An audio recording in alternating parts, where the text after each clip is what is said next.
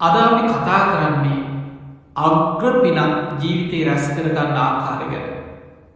ඔබ දන්නවා බුදුරජාණන් වහන්සේ දාන, සීල, භාවනා හැටියට ත්‍රිවිධ පුණ්‍ය ක්‍රියාවන් විස්තර කරන්නට එනවා.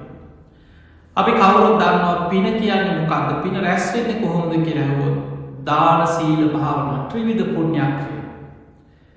මේ ත්‍රිවිධ පුණ්‍ය ක්‍රියා අතර දානය අපි කවුරුත් දන්නවා.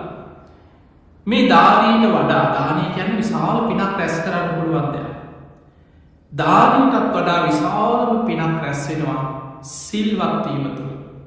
ඔබේ කය වචනේ සංවර කරගෙන ඔබ සීලාදී ගුණධර්ම රකින්නවා නම් හැම වෙලාවෙම ඔබට විශාල පිනක් රැස් වෙනවා.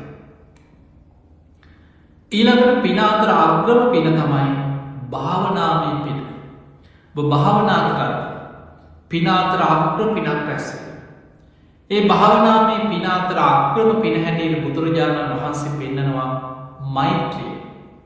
ඔබ භාවනාවන් අතර මෛත්‍රිය පුරුදු කරනවා. ඔබ මෛත්‍රී භාවනාව වඩනවද ඔබට අග්‍ර පිනක් ජීවිතේ රැස් කරගන්න පුළුවන්. මේ පින කොච්චරද කියලා අපේ බුදුරජාණන් වහන්සේ ලස්සන උපමාවලින් අපිට පෙන්වනවා. සමහර දේවල් අපිට උපමාවලින් ගොඩාක් තේරෙනවා. බුදුරජාණන් වහන්සේ පෙන්වුවා ගංගානම් ගඟේ එහා කෙළවරේ ඉඳන් මෙහා කෙළවර. අපි ගඟේ දිග මැල්ල නැති වුණාට අපිට යම් කිසි දෙයක් හිතා ගන්න පුළුවන්. බුදුරජාණන් වහන්සේ මේ උපමාවෙන් පෙන්නන්නේ මේක ප්‍රායෝගික දෙයක් නොවෙන්න පුළුවන්. හැබැයි අපිට හිතා ගන්න මේ පිනක වටිනාකම. ගඟේ එහා කෙළවරේ ඉඳන් මෙහා කෙළවරට දන්සැලක් ආහාර සකස් කරලා ගඟ යුර දිගේම දන්සැල. අඬබෙර ගහලා දුගී මගේ යාචකයන්ට ගණන් කළ නොහැකි තරම් අසරණ මිනිස්සුන්ට දන් දෙනවා. මේක පිනක්. එක්කෙනෙකුට කුසගින්න නිවා ගන්න ආහාර ටිකක් දුන්නත් විශාල පිනක්. බුදුරජාණන් වහන්සේ වදාළ මේසා විශාල දානයක් දෙනවා ඒක පිනක්. ඊටත් වඩා පින් රැස් වෙනවා කෙනෙක් බතක් කිදෙන තරම් වෙලාවක් මෛත්‍රී සමාධියෙන් වාසය කරනවා. මෛත්‍රී සිත වඩනවා. එතන කියන්නේ සූපත් වේවා සූපත් වේවා කියන එකම නෙමෙයි. මෛත්‍රී භාවනා වඩලා ඒ මෛත්‍රී චිත්තය තුළින් මෛත්‍රී සමාධිය උපදවාගෙන වාසය කරනවා. බතක් කිදෙන තරම් වෙලා අප හිතමු බතක් කිදෙන විනාඩි 15ක් 20ක් අඩුම ගානේ පැය භාගයක් හිතන්න. පැය භාගයක් පමණ ඔබට පුළුවන් නම් මෛත්‍රී සමාධිය වාසය කරන්න. මෛත්‍රී සමාධිය වඩා මෛත්‍රී භාවනාව දියුණු කරලා හිත එකඟ කරගන්න. ඔබට අර මහ විශාල දානමය පිනකින් රැස් වෙන පිනට වඩා පිනක් ඔබේ ජීවිතය තුළ රැස් කරගන්න පුළුවන්. ඊළඟ බුදුරජාණන් වහන්සේ තවත් උපමාවක් පෙන්නනවා. අහස උසට දානේ කන්දක් උඩ ගහලා දන් දෙනවට වඩා. එතකොට මේවා උපමා. දැන් අහස උසට කියපුවම ඔකේ දිග පළල කොච්චර උසද ඔක කොහෙද? එහෙම නෙමෙයි අපි උපමාව තේරුම් ගන්නට ඕන. බුදුරජාණන් වහන්සේ පෙන්වුවා අහස උසට දානේ කන්දක් උඩ ගහලා දන් දෙනවා. ඒක පිනක්. දුගී මගේ යාචකයන්ට අසරණ මිනිස්සුන්ට කන්න නැති මිනිස්සුන්ට අඬබෙර ගගහා දන් දෙනවා. විශාල පිනක්. ඊළඟ බුදුරජාණන් වහන්සේ පෙන්වුවා ඊටත් වඩා පිනක් එළදෙනෙකුගේ කිරි දෝන තරම් වෙලාවක් මෛත්‍රී සමාධිය වඩන්න පුළුවන්. දැන් ඔබ හිතන්න එළදෙනෙක්ගේ කිරි දොවන්න පැය ගාණක් යන්නේ උපරිම අර වගේ විනාඩි 15ක් 20ක් පැය භාගයක් තියාගන්න. එතකොට පැය භාගයක් වගේ කාලයක් ඔබට මෛත්‍රී සමාධිය මෛත්‍රී චිත්තය එකඟ කරගෙන මෛත්‍රී අරමුණින් වාසය කරන්න පුළුවන් නම් අර අහස උසට දාන කන්දක් පූජා කරන පිනට වඩා පිනක් රැස් කරගන්න පුළුවන්. එතකොට මේ හැම දෙයකින්ම බුදුහාමුදුරුවෝ අපිට පෙන්වන්නේ මෛත්‍රිය කියන්නේ පින අතර අග්‍රම පිනක්. දැන් අපි තව කතාවක් අහලා තියෙනවා.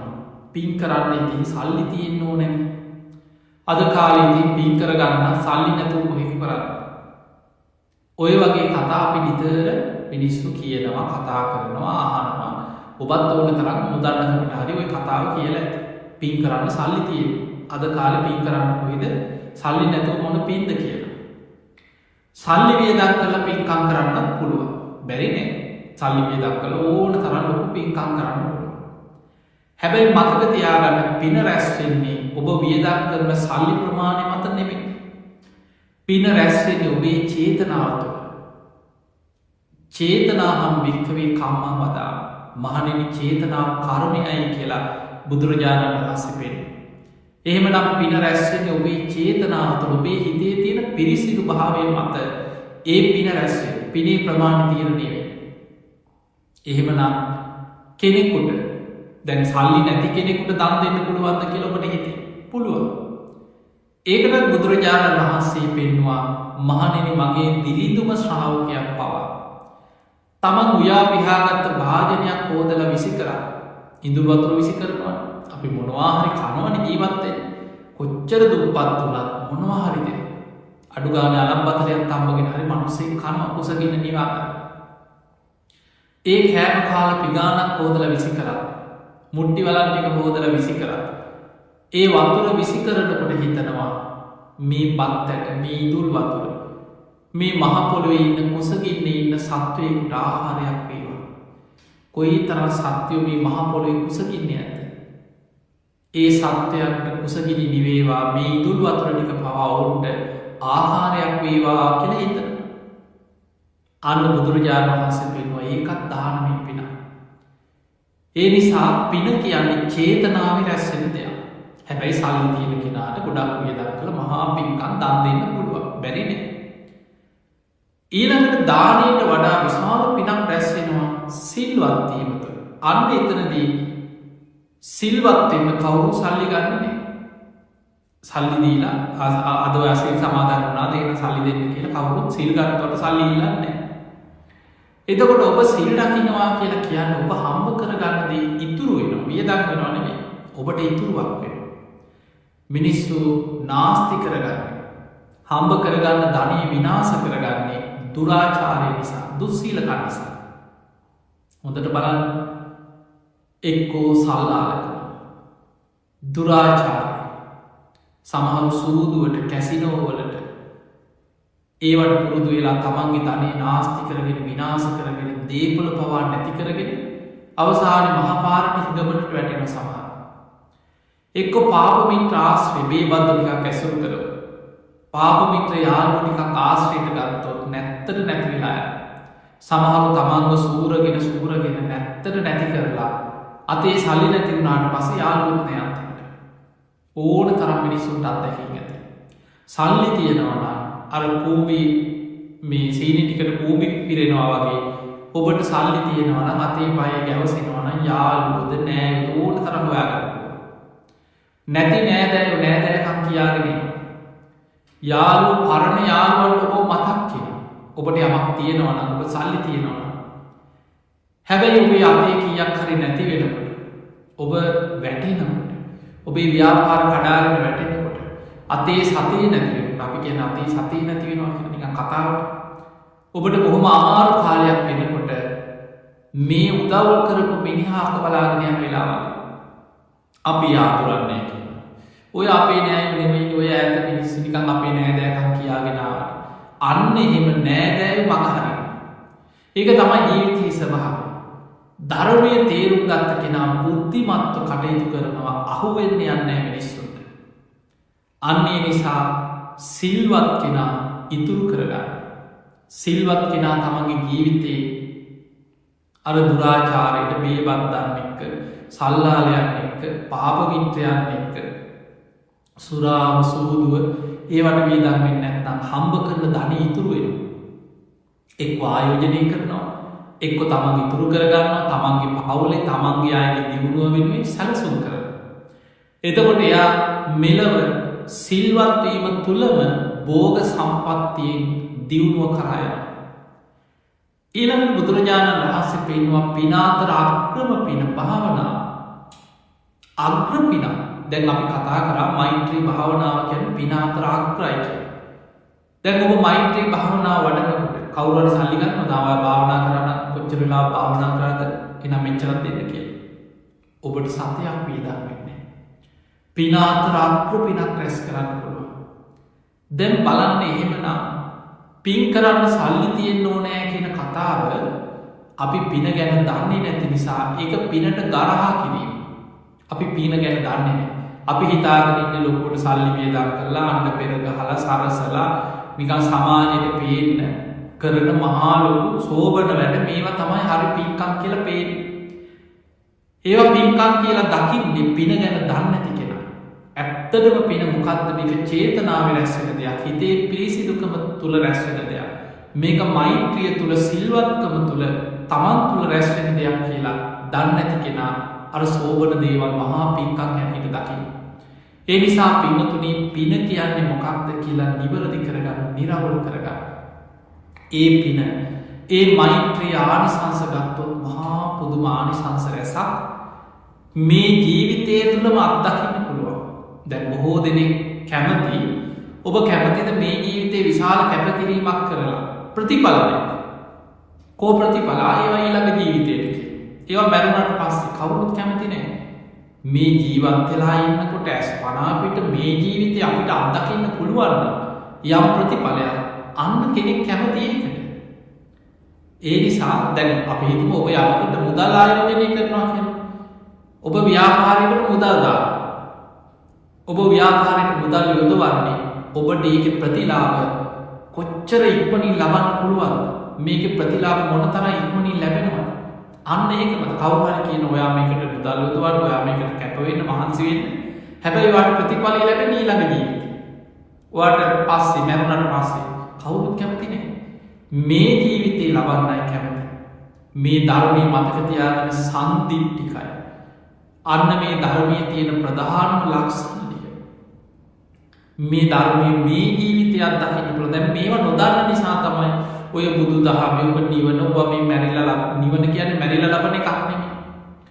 මලගෙවල් පෝස්ටර් වලට මේක අපේ කාලයක් තිස්සේ පුරුද්දක් හැටියට මරණ දැන්වීම් වල ඕනේ අපරාධකාරයෙකුට බීබද්දෙකුට බීලා කුණු වෙලා මරුණා සමහර වෙලාවට නිවන් සැප ලැබේවා කියලා ඒක මිනිස්සු අර බැනර් දානවා. එතකොට ඒ බැනර් එකෙන්වත් ඒ නිවන් සැප ලැබේවා කියවට මැරිලා ලබන එකක් නෙමෙයි. මේ ධර්මයේ තියෙන ලක්ෂණ බුදුහාඳුරු පෙන්වුවා මහණෙනි. මේ ධර්මයේ සාක්කාතමික මනාකොට පිළිවෙලකට බොහොම ක්‍රමානුකූලව මුලැමැදාග ගැලපෙන විදිහට ආදි කල්යාණ, මධ්‍ය කල්යාණ, පරිෝසాన කල්යාණ, සාත්තම් අර්ථ සහිතව සભ્યાඥන පැහැදිලි ප්‍රකාශන මාධ්‍යකින් පාරිසුද්ධම් බ්‍රහ්මචර්යම් ප්‍රකාශයෙන් මේ පිරිසිදු නිවන් මඟම මේ තුල දේශනා කළා තියෙනවා. ඒ නිසා අපි කියන සාක්කාතයි. ඊළඟට මේ සම්දිට්ඨිකයි. මේ ජීවිතේ අත්දකින්න පුළුවන්. මේක මැරිලා නෙමෙයි. මේ ජීවිතේ මෙලව. මේ ජීවිතේ ඔබ භාවනා කරොත් මෙලවම ඔබට ඒ මොහොතේම ඒකේ ප්‍රතිඵල අත්දකින්න පුළුවන්කම තියෙන සම්දිට්ඨිකයි. ඊළඟට අකාලිකයි. ආවක බුදුහාමුදුරුවෝ හිටියා අවුරුදු 2500කට 600කට එහා. ඒ වගේ ඒ කාලෙ මේ කොච්චර පරණද අදට ඕක ගැලපෙන්නේ. ඔය කතා කියන පිරිසක් ඉන්නවා. ඒ ධර්මය අධ්‍යයනය කළා නෙමෙයි. අපිට ගැලපෙන්නේ නැති ඒවා ඇඳුම් පැළඳුම්, යාන වාහන, පරණ ගෙවල් දොරවල්, පරණ ක්‍රම ඒවා කාලෙන් කාලෙට යාවත් කාලීන වෙවි වෙනස් වෙවි යනවා. හැබැයි ධර්මයේ හිත හදන වැඩ පිළිවෙල එදා මිනිස්සු තුල තිබුණේ රාග ද්වේෂ මෝහමයි. අද අපේ හිත තුල බලවත් වෙන්නේ ඒ රාග ද්වේෂ මෝහමයි. අනාගතයේ උපදින මිනිස්සු සසර යන්නේ ඒ රාග ද්වේෂ මෝහ වලට වහල් වීම නිසාමයි. එතකොට මෙන්න මේ කෙලෙසුන්ගේ මිදෙන වැඩ පිළිවෙල අකාලිකයි. ඒ අකාලික ධර්ම මේ ධර්මයේ පුරාම තියෙන ලක්ෂණ අකාලිකයි. ඒහි පස්සිකෝ ඇවිත් බලන්න ඒව බලව කියලා බුදුරජාණන් වහන්සේ ඕනම කෙනෙකුට විවෘත ආරාධනයක් කරනවා. මේක පිට ඉඳන් ඕක හරියන්නේ නැහැ කියන එක නෙමෙයි. ඕන කෙනෙකුට ධර්මයට ඇතුල් වෙලා මේ ධර්ම මාර්ගේ ගමන් කරලා බලන්න පුළුවන්. ප්‍රතිඵල ලැබෙන්නේ නැහැ. අත්දකින්න. ඇවිත් බලන්න. කොහොමද දකින්නේ? ඕපනයිකෝ තමා තුලින් දකින්න. මේක තමා තුලින් අවබෝධ කරගන්න. තමා තුලින් දකින්න. ඕපනයිකෝ පච්චත්තං වේදිතබ්බෝ විඤ්ඤෝහි. ප්‍රඥාවන්ත කෙනා තම නැන පමණින් මේක අවබෝධ කරගන්න. මේක හැමෝටම එක විදිහට වැටහෙන්නේ නැහැ. ඒකට හේතුව අපේ සංසාර පුරුදු, අපේ නුවණ, අපේ ප්‍රඥාව ඒව ප්‍රමාණ. දැන් අපි ලෝකෙ දිහා ගත්තාම හැමෝටම එකම විදිහේ මතක ශක්තියක්, එකම විදිහේ නුවණක්, එකම විදිහේ වටහා ගැනීමක් නැහැ. කෙනෙක් ඉන්නවා බොහෝම දක්ෂයි. යමක් ෂණයෙන් වටහා ගන්න. කියපු ගමන් තේරෙන්නේ. තව කෙනෙක් ඉන්නවා යාට එහෙම තේරුම් යන්නේ නැහැ. එයා ඒක හොඳට අධ්‍යයනය කරලා තව පොත්පත් බලලා කීප සැරයක් අහලා බොහොම අමාරුවෙන් එයා ඒ දැනුම ඇති කරගන්නවා. තව කෙනෙක් ඉන්නවා එයාට කොච්චර කීවත් තේරෙන්නේ නැහැ. එයාට කාලයක් යනවා. සමහරවිට ගුරුවරු කීප දෙනෙක් යොදවලා ගෙවල් වලට ගුරුවරු ගෙන්නනවා, පන්ති යනවා, ඔහොම ගොඩාක් උත්සාහයෙන් තමයි යමක් තේරුම් ගන්න. සමහරව ඉන්නවා කොච්චර කිව්වත් තේරෙන්නේම නැහැ. හිත පිහිටන්නේම නැහැ. ඉගෙන ගන්න හිතෙන්නේම නැහැ. මතකේ කල්පනාවේ රැඳෙන්නේම නැහැ. එතකොට එක එක්කෙනාගේ නුවණේ ප්‍රමාණ වෙනස්කම් තියෙනවා. ඒ නිසා නුවණ තියෙන කෙනා පච්චත්තං වේදිතබ්බෝ විඤ්ඤෝහි ප්‍රඥාවන්ත කෙනා තම නැන පමණින් මේ ධර්මය අවබෝධ කරනවා. තමන්ගේ නුවණේ ප්‍රමාණය වීරියවන්ත කෙනා රහත් වෙනවා. ඊට ටිකක් වීරිය අඩු නුවණ අඩු කෙනා අනාගාමී ඵලයටපත්. ඊට ටිකක් අඩු කෙනා සකදාගාමී. ඊට ටිකක් අඩු කෙනා සෝවාන්. සෝවාන්වත් වෙන්න බැයි නම් මේ ජීවිතේ බුදුහාමුදුරු පෙන්වුවේ එහෙම අය. ධර්මයේ තියෙන මේ ජීවිතේ ධර්මය අවබෝධ කරගන්නම බැරි අය තියෙනවා. ඒ අය ගැන ධර්මයේ විස්තර කරන දුප්පඤ්ඤෝති. ඒ අය උපදිනකොටම දුෂ්ප්‍රඥ නුවණ අඩු අය. ජලෝ ඒලමෝ කෙලතුරු කෙලපෙරාගත්ත කල්පනාවක් නැති කියන දේ තේරුම් ගන්න බැරි අය ලෝකේ ඉන්නවා. ඒ අයට මේ ධර්මය අවබෝධ කරගන්න අමාරුයි. එතනින් මෙහා බුද්ධිය තියෙන, නුවණ තියෙන, සිහිය තියෙන කියන දේ තේරුම් ගන්න පුළුවන්. ඊට අනුකූලව වීරිය යොදවන්න පුළුවන්. යෝනිසෝ මනසිකාරය යෙදෙන්න පුළුවන්. ඕනම කෙනෙකුට මේ ධර්මයෙන් කරා යන්න පුළුවන්. ඒ නිසා මේ ජීවිතේ මේ ධර්මය අත්දකින්න පුළුවන්. බුදුරජාණන් වහන්සේ මෛත්‍රිය ගැන පෙන්වුවේ. අද අපි මෛත්‍රිය ගැන වැඩිපුර කතා කරන්නේ. මෛත්‍රිය ගැන පෙන්වුවා මහණෙනි මෛත්‍රිය වඩන කෙනාට මේ ජීවිතේ මෙලොව ආනිසංස රැසක් තියෙනවා. ඔබ අහලා ඇති ඔබට බලන්න පුළුවන් පිරිවානා පොත් වහන්සේගේ පිරිත් පොත. මෙන්න මේ පිරිත් පොත පෙරලලා බලන්න මෙත්තා නිසංස සූත්‍රය. මෛත්‍රී වඩන කෙනෙකුට ලැබෙන ආනිසංස ඇතුළත් දේශනාව. ඒකේ ආනිසංස 11ක් තියෙනවා. මෙත්තා නිසංස සූත්‍රය මෛත්‍රී වඩන කෙනාට ලැබෙන ආනිසංස 11ක් තියෙනවා. එතකොට මේ ආනිසංස 11න් මේ ජීවිතේ ලැබෙන ආනිසංස ඒවට අපි කියන දිට්ඨ ධම්ම වේදනී ආනිසංස. මෙලොවම ලබන්න පුළුවන් ආනිසංස 10ක් තියෙනවා. අන්තිම එක 11 වෙනි එක තමයි තියෙන්නේ මරණින් මත්තේ මෛත්‍රී ධ්‍යාන වඩපු කෙනා බඹලව උපදිනවා. ඒක මරණින් මත්තේ. මැරෙන්න කලින් මේ ජීවිතේ ආනිසංස 10ක් ලැබෙන උන්න බලන්න. කෝ ඕය විපාක කියලා අහන අයට ඕ වඩලා දැන් හම්බෙනවද මෙලව කෝ ඒ ප්‍රතිඵල කියලා අහන අයට ඔන්න බුදුහාමුදුරුවෝ පෙන්වුවා මෙන්න ක්‍රමය. මෙන්න මේ ක්‍රමය අනුගමනය කරන්න. මෙන්න මේ ආනිසංස 10 මෙලොවම ලැබෙන එකක් තියෙනවා මරණින් මත්තේ පරලොවට. ඒ නිසා මේ ධර්මයේ ප්‍රතිඵල වැඩිපුරම ලැබෙන්නේ මෙලොවදී. අපි එකින් එක තේරුම් ගන්න උත්සාහයක් ගමු මේ මෛත්‍රී වඩන කෙනාට. ඔබට මෛත්‍රිය ගැන විශාල උනන්දුවක් ආසාවක් අනේ මමත් භාවනා කරන්න. අනේ මමත් කොහොම හරි භාවනාව පටන් ගන්න ඕන කියන දේ ඔබට ඇති වෙනවා. පළවෙනිම දේ බුදුරජාණන් වහන්සේ පෙන්වන දැන් බලන්න ඔබ හොඳට මේ කාරණා ප්‍රායෝගිකව තේරුම් ගන්න උත්සාහයක් ගන්න. දැන් අපි මේ මොනවා කරා භාවනා කරත් නොකරත් ඔබ රස්සාව ඔබට කියන්න අපිට වැඩ තියෙනවා අපිට රස්සාවල් තියෙනවා ළමයින්ගේ වැඩ තියෙනවා මේ යුතුයකම් තියෙනවා ව්‍යාපාරවල වැඩ තියෙනවා මේ දවස්වල හරි ප්‍රශ්න මට වෙලාවක් නෑ සමහර කෙනා කන්නවත් වෙලාවක් නෑ. එතකොට මේ විදිහට අපි මේ මහන්සි වෙන්නේ කැප වෙන්නේ මේ කලමනාකරණය කරගෙන ලොකු උත්සාහයක් ගනිද්දී මේ මනසත් එක්ක නෙමෙයිද අපි සටන් කරන්නේ. මනසට නෙමෙයිද ඔය සිතුවිලි පාවීම කලකිරීම කලබලේ ඇවිස්සිච්ච හිත කන්නවත් වෙලාවක් මට හරි වැඩ කියලා ඔය ඔක්කොම මනසේ නෙමෙයි අපේ මනසත් එක්ක තමයි ඔය ඔක්කොම. එතකොට අපි භාවනාවකදී පුරුදු වෙන්නේ අපේ මනස කුසල අරමුණක් තුළ පුරුදු කරනවා තැන්පත් කරනවා. අර හැම වෙලේම කලබලෙන් දුවන ඇවිස්සිච්ච හිත කුසල අරමුණක් තුළ බොහෝ වෙලාවක් රඳවලා පුරුදු කරනවා. ඔක තමයි භාවනාව. සරලව ගත්තොත් භාවනාව කියන්නේ මොකක්ද කියලා කුසල අරමුණක් තුළ හිත පුරුදු කරනවා. මොකද හිත හැම වෙලේම පවතින අකුසල අරමුණ තුළ. කාමච්ඡන්ද, ව්‍යාපාද, තීන මිද්ද, උද්ධච්ච, කුච්ච, විචිකිච්ඡා. මේ පංච නීවරණ. පංච නීවරණ කියන්නේම අකුසල රාශියක්, අකුසල් ගොඩක් කියලා බුදුහාමුදුරුවෝ කියනවා. එතකොට යම්කිසි කෙනෙක් කුසල අරමුණක්, අපි මෛත්‍රියම ගමු.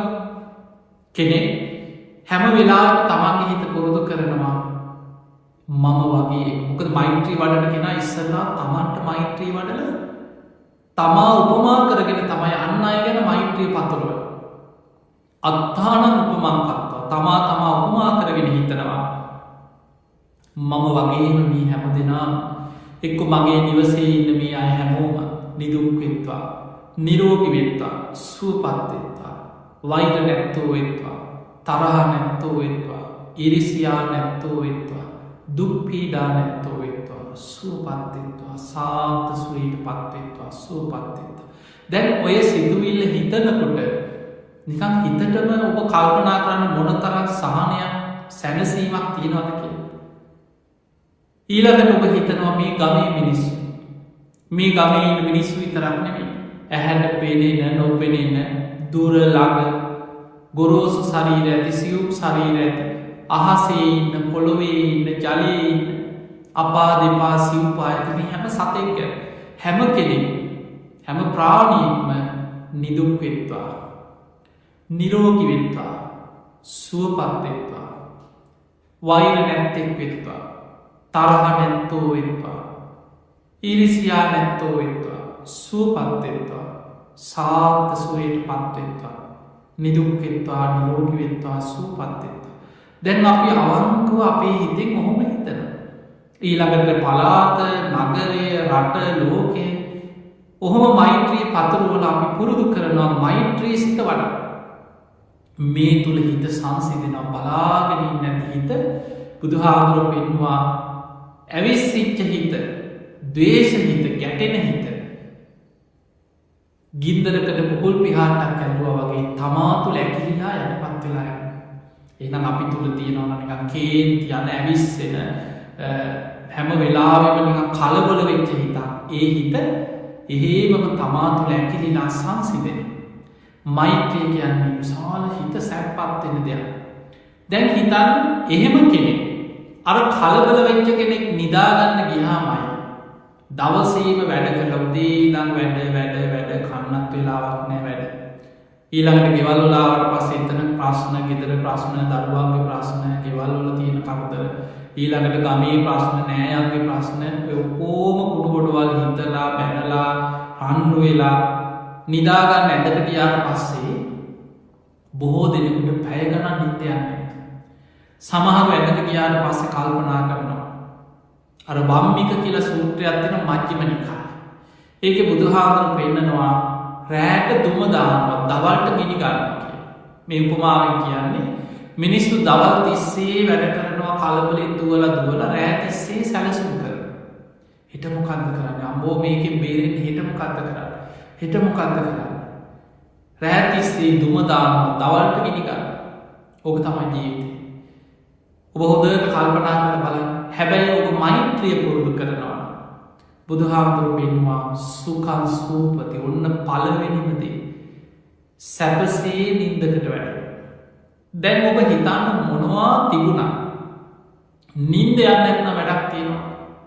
ඔබට මොන තරම් හොඳ යාන වාහන තියෙනවා. හතරක් ගාපු ගෙයක් තියෙනවා කියලා හිතන්න නිකන් අර රජකාරයෝ වගේ මාලිගාව. මොන තරම් ලෝකේ වටිනාම යහනාවල ඇත්ත. වටිනාම මෙත්ත. හොඳ සුඛෝපභෝගී ඉහළම තාක්ෂණින් යුක්ත කාමර. තීන්ත හොයලා ගානවා හිත සංසිඳෙන තීන්ත පාට වර්ග, මේ ජනෙල් වල පාට, දොර රිදි වල පාට, මේ මොනවා තෝරලා කොහොම නිදාගන්න උත්සාහ කරා. නිදාගන්න ගිය වෙලේ නම් කල්පනා වෙන ප්‍රශ්න. හිතට දුක එනවා, තරහ යනවා, කේන්ති යනවා, තරහකාරී මතක් වෙනවා, Taman තියෙන ප්‍රශ්න හිතට වද දෙනවා. සැප නින්දක් නෑ. මෙලව මිනිස්සු ගොඩාක් නිදාගන්න විදිහක් නැතුව කොච්චර මිනිස්සු පීඩා විඳිනවද බලන්න. ප්‍රශ්න වැඩි වුණාට පස්සේ නිදි පෙති හොයනවා. ඊට පස්සේ සමහරලා වෛද්‍යවරු හම්බෙන්න යනවා උපදෙස් ගන්න නිින්ද යන්නේ. ඊළඟට සමහර වෙලාවකනුයි සමහර බොන්න පටන් ගන්න. බේබදුකමට පටන් නිින්ද යන්නේ නැති නිසා බීලා ඇඳට වැටෙනවා ඒ නිින්ද යයි කියලා. අසීයෙන් නිදාගන්න. නිින්ද යන්නේ නැති නිසා රැය තිස්සේ බොන්න පටන් ගන්න. එතකොට මිනිස්සු ඒ වගේ ගොඩාක් වැරදි දේවල් වලට පෙළඹෙනවා නිින්ද නැති නිසා. පින්වතුනි බුදුහාමුදුරුවෝ පෙන්වුවා සරලම දේ මෛත්‍රිය වඩන්න. මෛත්‍රී සිත පුරුදු කරන්න. උදේ පාන්දර පුළුවන් නම් ටික වෙලාවක් දවසේ වැඩ පටන් ගන්න කලින් විනාඩි 15ක් 20ක් හරි නැගිට්ටට පස්සේ අපි දවසේ වැඩ බෙදාගෙන තියෙනවා. උදේ නැගිට්ටා මොන කටේ හේතුවා ඊළඟට වැසිකිලි කරා ඊළඟට සමහර වෙලාවට කෑම ගත්තා ඇඳුම් මැද්දා ඔය කටයුතු අතරේ විනාඩි 15ක් තියාගෙන උදේ නැගිටලා මූණ කට හොදලා බුදුන් ඇදලා විනාඩි 15ක් මෛත්‍රී භාවනාව කරනවා. හවස නිදා ගන්න කලින් බොහෝ ගෙවල් පුරුද්දක් තියෙනවා මේ බණ අහන්න නැති ධර්මයක් නැති මිනිස්සු නෙමෙයි. ධර්මයේ හැසිරෙන පින්පව් විශ්වාස කරන කර්මඵල විශ්වාස කරන බොහෝ අය හවසට බුදුන් අදින නිදා ගන්න කලින් බුදුන් ඇදලා නිදා ගන්න. ඒක ජීවිතේ පුරුද්දක්. ඒ ගාථා ටිකක් කියලා ඔය පාළියෙන් පොතක් බලාගෙන ගාථා කියලා නිදා ගන්න එකේ ඊට වඩා හොඳයි ඔබට පුළුවන් නම් බුදු පහන තියලා මල් පහන් පූජා කරලා කෙටියෙන් බුදුන් ඇදලා භාවනා කරන්න ටික වෙලාවක්. බුදුරජාණන් වහන්සේ අගය කරේ දැන් බලන්න බුදුහාමුදුරු පිරිනිවන් පාන සූදානම් වෙන වෙලාවේ දෙවියන් වහන්සේ ඉඳන් මදාරාමල් විසින් අකලට සල් මල් පිපිලා අතු බුදුහාමුදුරු දෙසට නැමිලා මල් කඩා හැලෙනවා. දැන් මේ ආමිස පූජා ඉහළින් මහසෙන් මදාරාමල් වැටෙනවා ගස්වල මල් පිපිලා බුදුහාමුදුරු දෙසට මල් කඩා හැලෙනවා. බුදුහාමුදුරු පිරිනිවන් පාන්න පෙර කියන ආනන්ද මේවා පූජාව තමයි. හැබැයි බුදු කෙනෙක් වෙනුවෙන් කරන නියම පූජාව බුදුරජාණන් වහන්සේ වදාළ ධර්මය අවබෝධ කරන්න මහන්සි ගැනීමයි ප්‍රතිපත්ති පූජාව.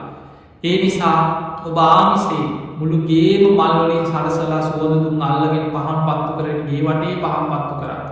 ඒක පිනක් නැත්තේ නෑ ඒක පිනක්. හැබැයි ඔබට පුළුවන් නම් ටික වෙලාවක් බුදුහාමුදුරු දේශනා කරපු ධර්මයේ තුල හිත පුරුදු කරන්න. භාවනා කරන්න. අන්න ඔබ බුදුරජාණන් වහන්සේගේ අනුශාසනාව තුලම පිළිපදපු කෙනෙක් බවට පත් වෙනවා. බුදුහාමුදුරු පිරිනිවන් පාන වෙලාවෙත් අගය කරේ. ඒ නිසා නිදා ගන්න කලින් ටික වෙලාවක් හරි ඔබ මෛත්‍රී භාවනාව වඩන්න. ඔබට මේ විදිහට ජීවිතේ පුරුදු කරොත් කාලයක් යනකොට වැඩි කාලයක් නෙමෙයි මැරිලා ඊළඟාත්මේ ලබන ප්‍රතිඵල නෙමෙයි. මාසයක් සති කීපයක් මාස දෙකක් තුනක් යනකොට ඔබටම ප්‍රතිඵල අත්දකින්න පුළුවන්. සැපසේ නිින්ද යනවා.